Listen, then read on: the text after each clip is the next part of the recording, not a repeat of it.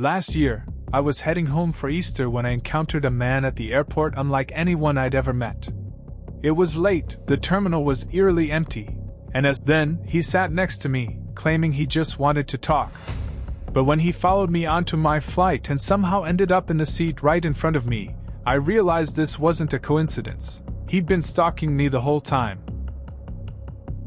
As I closed my eyes, I felt it, a prickling sensation, like someone was staring. I cracked when I opened and saw him, a man, maybe in his 40s, standing across the concourse. He was lanky, with greasy, matted hair and a face that looked wrong. His nose was crooked, like it had been broken too many times, and his teeth jutted out in a jagged yellow grin. He was watching me, unblinking, his head tilted just enough to make my skin crawl. I told myself it was nothing, just a weird traveler passing through. But then he started walking toward me, slow and deliberate, his boots scuffing the floor.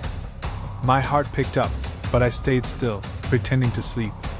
He stopped a few feet away, close enough that I could hear his ragged breathing. Creepy. It was uneven, like he was savoring the air. I opened my eyes fully, and he didn't flinch, just grinned wider, his lips peeling back over those awful teeth. "You look lonely," he said, his voice low and gravelly, like he hadn't spoken in days. I muttered something about waiting for my flight and grabbed my bag, moving to another row of seats. But he followed, sitting right next to me, his knee brushing mine. "Boston, huh?" he said, like he'd read my boarding pass. I hadn't told him where I was going. My stomach twisted, and I glanced around. Nobody else was nearby except a sleeping kid a few rows over and a couple engrossed in their phones. I was alone with him. "Look, I'm just trying to rest," I said, my voice sharper than I meant. He chuckled, a wet, guttural sound, and leaned closer. "No pepper spray in that bag, darling," he whispered. "They took it at security, didn't they?" My blood ran cold. How did he know? Had he been watching me since the last airport? I stood up, heart pounding, and moved toward the gate counter, but it was unmanned.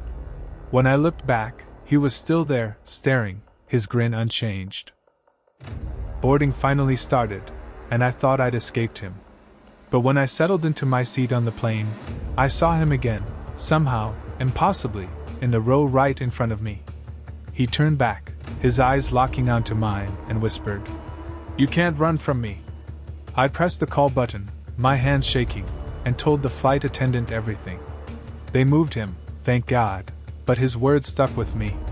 When we landed, I saw him one last time, standing at baggage claim, watching me as I grabbed my suitcase and ran.